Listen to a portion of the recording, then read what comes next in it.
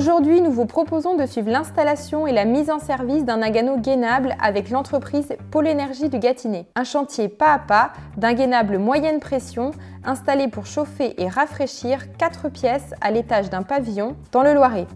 Vérifiez tout d'abord la réception de tous les éléments nécessaires. Unité extérieure, unité intérieure gainable, plénum motorisé pour le zoning, bride, gaine, grille de reprise et de soufflage, commande filaire thermore, un pack de 4 thermostats, les liaisons frigorifiques au bon diamètre.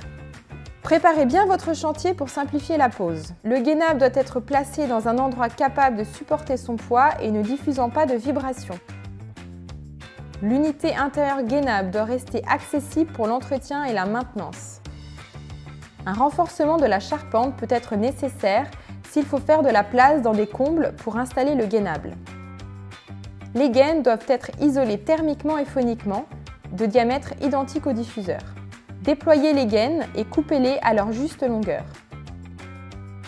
Les grilles de reprise et de soufflage sont dimensionnées en fonction du débit maximum du gainable. S'assurer de l'étanchéité du réseau, de gaines et des bouches. Un détuilage peut être nécessaire afin de faire passer le gainable. Sur ce chantier, le gainable est fixé à la charpente sur un support prévu à cet effet et l'évacuation des condensats se fait par gravité. Fixez le plénum motorisé à l'unité au niveau de la bouche de soufflage. Isolez le col de fixation. Fixez ensuite les gaines aux bouches de soufflage du plénum. Les gaines doivent être étirées et sans plis. Des liaisons 1/2-1/4 ont été privilégiées pour cette installation. Vérifiez qu'elles sont bien obturées à la livraison. L'installation doit être propre. Tous les circuits frigorifiques craignent les contaminations par les poussières et l'humidité. Utilisez les outils adaptés. Isolez les liaisons.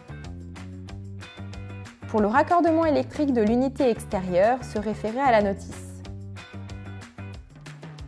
Pour le raccordement de l'unité intérieure et du plénum motorisé, nous avons utilisé un câble 4G15 pour connecter l'unité intérieure et l'unité extérieure.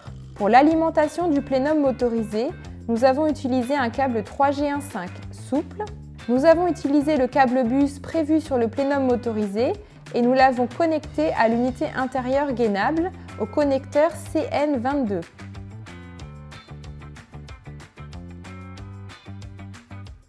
Installez les commandes d'ambiance sur un mur entre 90 cm et 1,50 m du sol, facilement accessible et suffisamment éloigné d'une ouverture sur l'extérieur ou d'une source de chaleur directe.